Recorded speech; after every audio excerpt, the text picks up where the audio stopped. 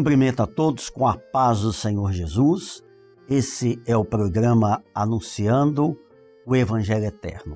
Todas as semanas temos o nosso encontro e nele trazemos um estudo, uma conversa a respeito da Palavra de Deus, destacando sempre algum tópico da Escola Bíblica Dominical.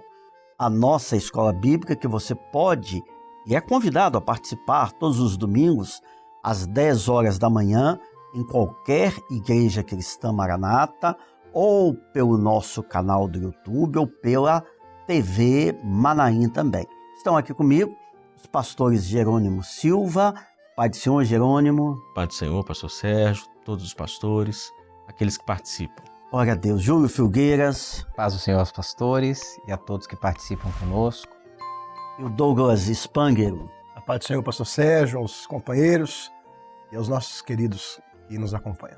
Bem, na última semana nós não tivemos a escola bíblica da forma ou no seu formato usual, já que foi a Ceia Mundial, a terceira edição da Ceia Mundial, que tem uma certa relação com o assunto que nós vamos tratar, porque nós vamos falar da saída de Israel do Egito, que será abordada também na próxima Escola Bíblica Dominical, as respostas virão, mas não há como começar essa edição, Jerônimo, sem falar um pouquinho da Ceia Mundial, que representou a Ceia Mundial para a sua igreja local, a área da qual você faz parte, e para a obra como um todo.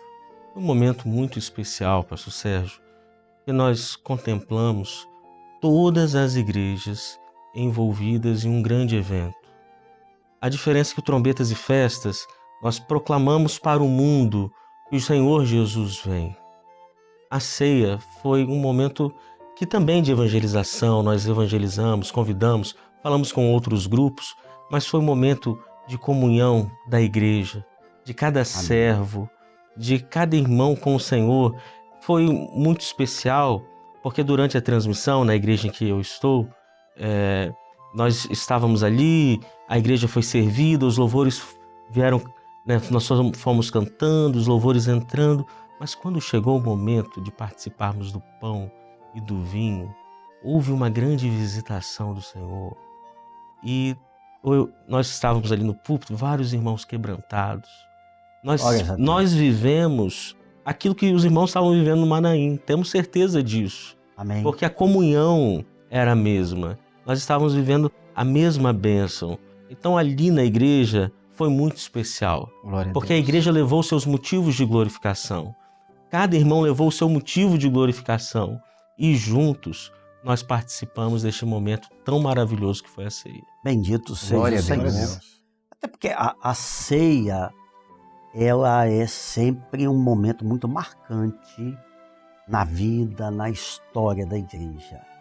Nós temos tido nesta obra o entendimento de que a ceia sempre deve levar em conta o agendamento de uma ceia, um motivo de gratidão ao Senhor. E é sempre comum, né, sempre acontece, que o povo se esforça para não perder uma ceia. Tanto que, quando nós temos na nossa igreja um irmão adoentado, a não ser que ele esteja no hospital, não seja possível, né, por alguma restrição médica, mas fora isso, os diáconos levam a ceia nas casas dos irmãos enfermos, porque ninguém quer perder aquele momento de comunhão, não é isso, Douglas? O que o pastor Jerônimo colocou, e foi dito no dia da Ceia Mundial, foi uma experiência da doutrina de corpo vivida. Então estávamos todos reunidos e é um momento muito especial, é uma ordenança direta do Senhor Jesus, né? Fazer isto em memória de mim. Então nós sentimos sempre a igreja, os irmãos, os membros muito envolvidos com o culto de ceia. Por quê? É o momento de você se assentar à mesa com Jesus. Amém. Então imaginem só, né, o privilégio que os discípulos tiveram com Jesus ali naquela última ceia, é o mesmo privilégio que nós temos. Então, ao participarmos do pão e do vinho, nós estamos reforçando e reafirmando o nosso compromisso com Ele. Amém. Então isso é maravilhoso. Aquele que é salvo em Jesus, ele não pede a ceia, porque ali ele está expressando a gratidão. Jesus perdoou os pecados dele, o Senhor batizou com o Espírito Santo, o Senhor fez uma nova aliança. É impossível um crente, um salvo, perder um culto de ceia, né, pastor Sérgio? Amém. Glória a Deus. É isso mesmo, é um reforço e essa proclamação da fé. Agora, nosso assunto, Júlio, eu vou começar com você, porque baseado numa determinada pergunta da Escola Bíblica Dominical, o nosso assunto é a saída de Israel do Egito e algumas das profecias e até das pragas, nós vamos trazer uma ou outra, de aspectos que falam profeticamente conosco hoje. Mas eu queria que você, Júlio, antes da gente falar da saída do povo do Egito, fizesse um rápido resumo. Como é que o povo, que muitos não sabem disso, como é que o povo de Israel foi parar no Egito? Como é que se deu essa história em rápidas palavras, por favor? Bem, Deus chama Abraão e a partir dali a descendência de Abraão seria uma descendência abençoada, seria uma descendência que teria no seio daquela família uma promessa da parte de Deus.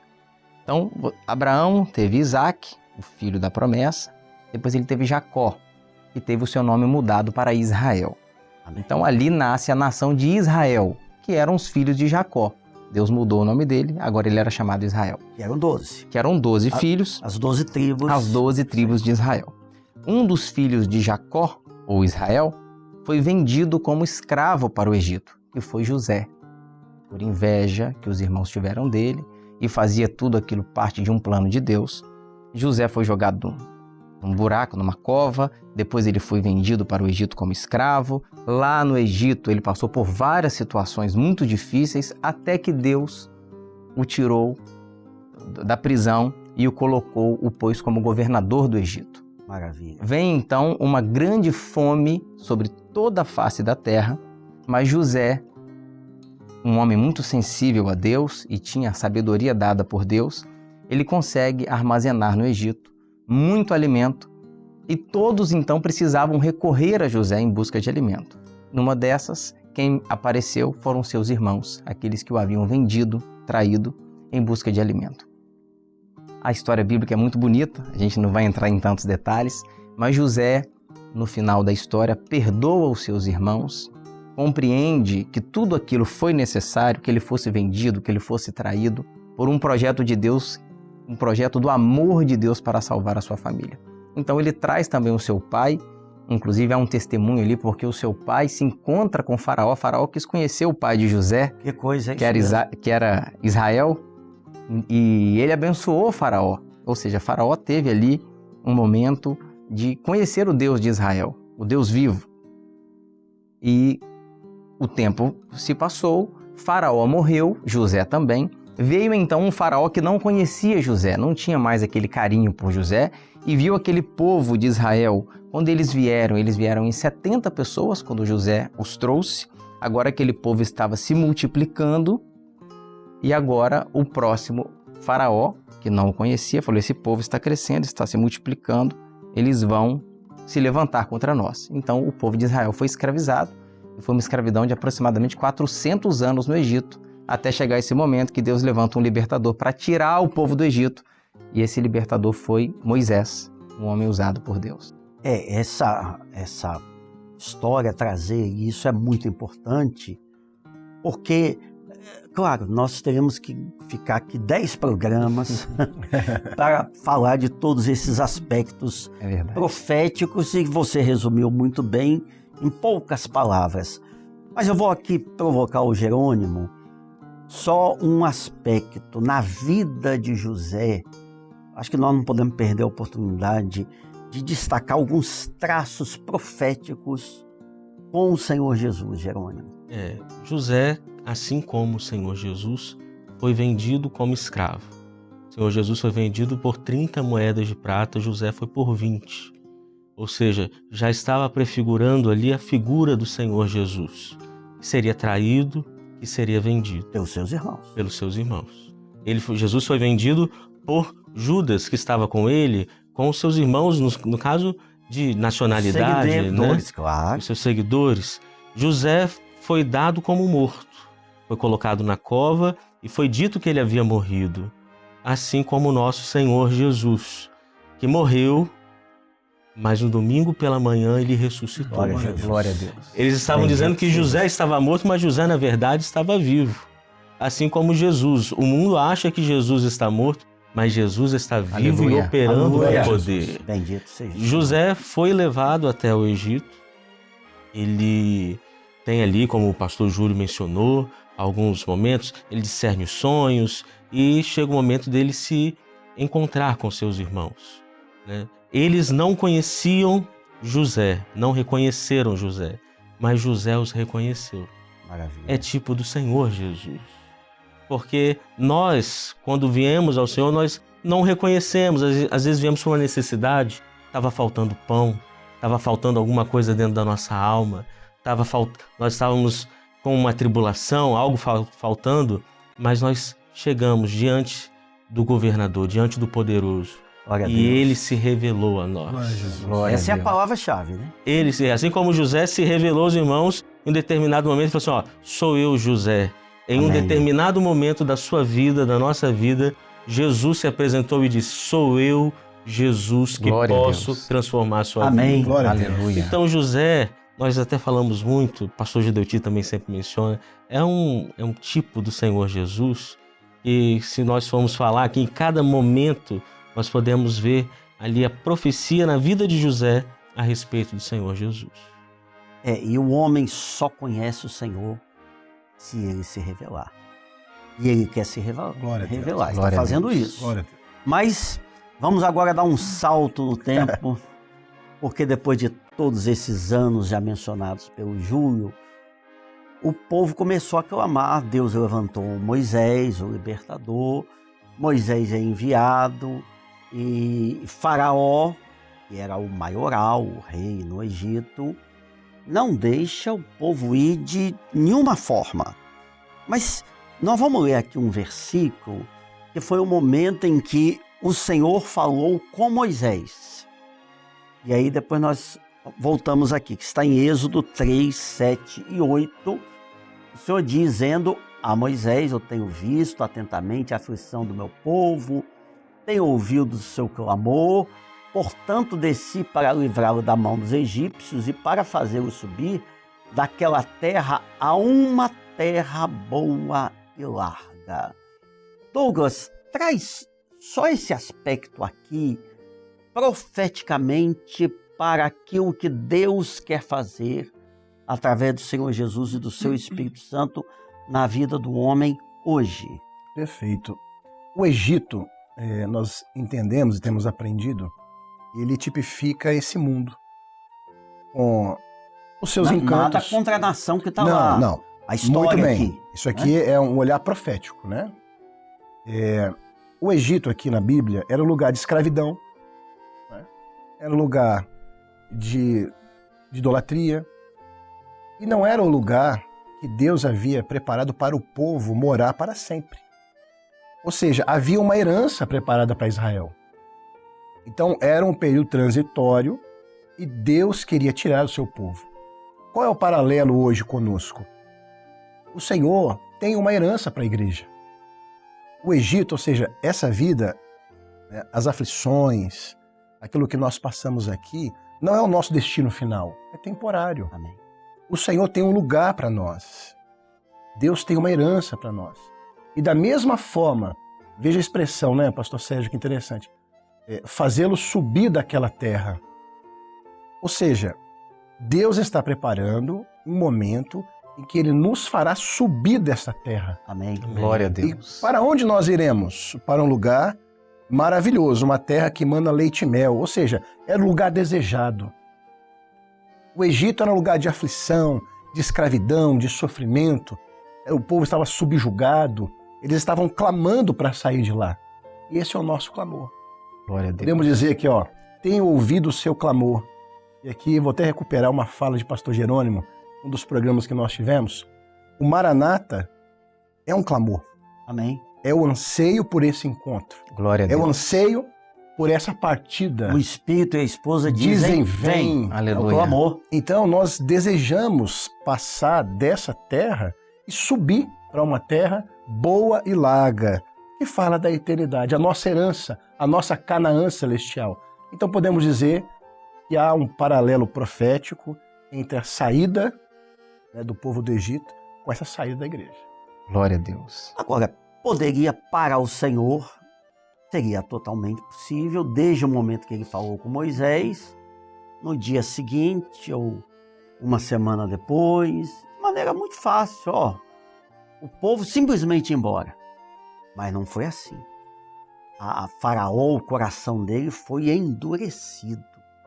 E ele resistiu, não é, Jerônimo? Ou seja, houve, antes de começar a caminhada no deserto, seja para uma outra ocasião, mas até a saída do Egito, desde esse instante até a saída, houve um trajeto, houve uma batalha.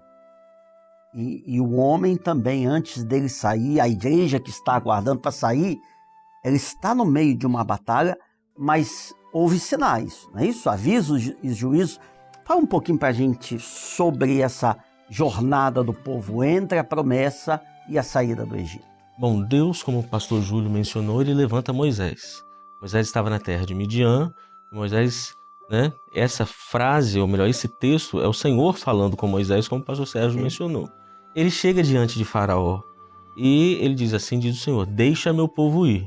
E é importante dizermos que o deixa meu povo ir não era uma autorização que o Senhor estava pedindo a Faraó. O Senhor estava dizendo, deixa o meu povo ir. Uma ordem. Era uma ordem. O meu povo vai sair. Né? Vai ser, deixa o meu povo sair. Maravilha. Então o Faraó tem o coração endurecido e o Senhor começa a enviar sinais ao Egito. Foram 10 sinais, começando com as águas que se tornaram em sangue e seguindo de sinais em sinais, alguns sinais alcançavam tanto os egípcios quanto os israelitas, outros sinais eram só para os egípcios. Até nisso é perfeito. Coisa, né?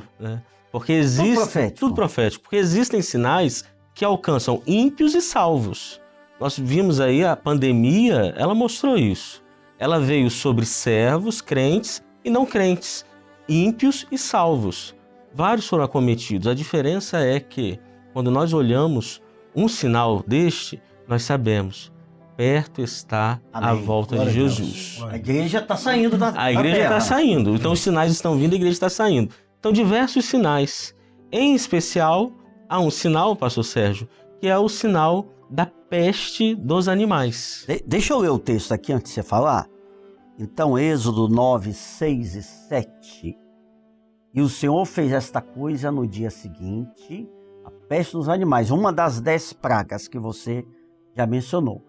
Todo o gado dos egípcios morreu, porém, do gado dos filhos de Israel não morreu nenhum. Pode prosseguir. E nesta praga nós vemos, nesse sinal, podemos dizer, nesses avisos, juízos do Senhor, nós vemos que o Senhor tinha um interesse em mostrar a Faraó o poder dele. Para mostrar para Faraó que o povo ia sair e que o Senhor não iria medir esforços. É como a igreja. Nós seremos arrebatados. A situação do mundo pode ir de mal a pior. Nós podemos passar por tribulações, mas o dia da volta do Senhor Jesus vai acontecer. Amém. Assim como Israel saiu do Egito, a igreja vai sair desta terra. E temos esse texto, que é muito interessante, né? Porque ele mostra o gado dos filhos de Israel não morreu nenhum. É interessante porque era muito diferente da sociedade de agora. Então, os gados se alimentavam do mesmo alimento, do mesmo pasto que tinha. As águas eram as mesmas, as situações eram as mesmas, mas o gado do povo de Israel foi preservado. Isso é uma maravilha, porque o Senhor fez alguma coisa que o gado, os animais dos egípcios morreram. O do povo do Senhor não foi tocado, nenhum morreu. Naquele tempo, nenhum morreu, ou seja, havia um interesse do Senhor em preservar. E aí, eu vou passar aqui para o Júlio, porque naturalmente a sobrevivência do rebanho de Israel tinha um contexto profético. Sem dúvidas. Hoje nós já sabemos que sem derramamento de sangue não há perdão de pecados. O derramamento de sangue que se cumpriu na cruz do Calvário, foi o sangue de Jesus por nós, nos permite ter acesso à presença de Deus. Amém. Mas tudo que Israel vivenciou aqui foi profético, apontava para os nossos dias hoje. Então, por exemplo, até no texto anterior, o Senhor ouviu o sofrimento de Israel, ouviu o clamor de Israel, desceu para livrá-los. Jesus Cristo desceu para morrer por nós, para nos fazer subir dessa terra para a eternidade. E agora, nessa praga, nós vemos o quê? Que o gado de Israel foi preservado. Por quê? Porque os sacrifícios seriam realizados. O Senhor dizia: deixa meu povo ir, Faraó, para que me celebre uma festa no deserto. Era um culto. Que culto era esse? Que festa era essa? Onde haveria o derramamento do sangue, dos sacrifícios animais, que era o Velho Testamento, que foram preservados nessa ocasião, e haveria comunhão de Deus com o povo, do povo com o Senhor. Tanto que lá na frente, esse gado que foi preservado, Faraó tenta negociar. Moisés, podem ir, mas deixa o gado. Moisés falou: de maneira nenhuma. Como nós vamos celebrar uma festa ao nosso Deus, um culto ao nosso Deus, sem um derramamento de sangue, sem um sacrifício? Não existe salvação sem o sacrifício de Jesus. Não existe evangelho sem o poder do sangue de Jesus, sem a operação do Espírito Santo de Deus na nossa vida. Então nós podemos dizer que o gado morto é o cristianismo que se tornou somente um rótulo, ou seja, é uma liturgia religiosa sem o derramamento do sangue de Jesus, ou seja, sem o Espírito Santo.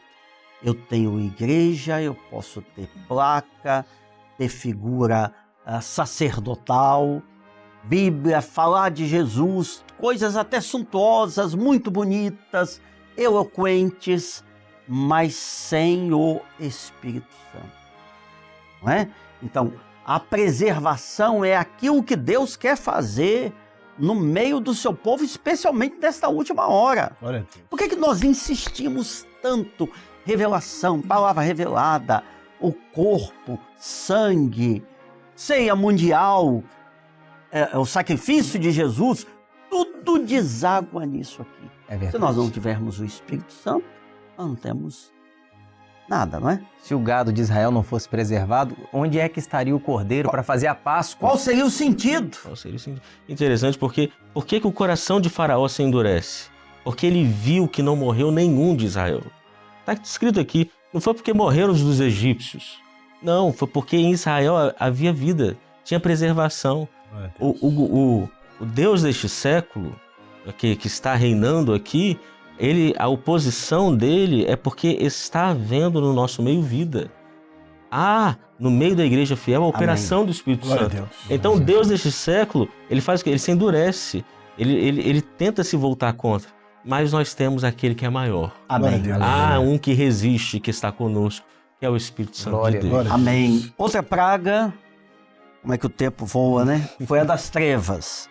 Êxodo 10, 22 e 23. Isso aqui também em linha com o que você disse, Douglas. As trevas na terra do Egito, mas nas casas dos filhos de Israel, Jerônimo tinha falado da verdade, nas casas dos filhos de Israel havia luz.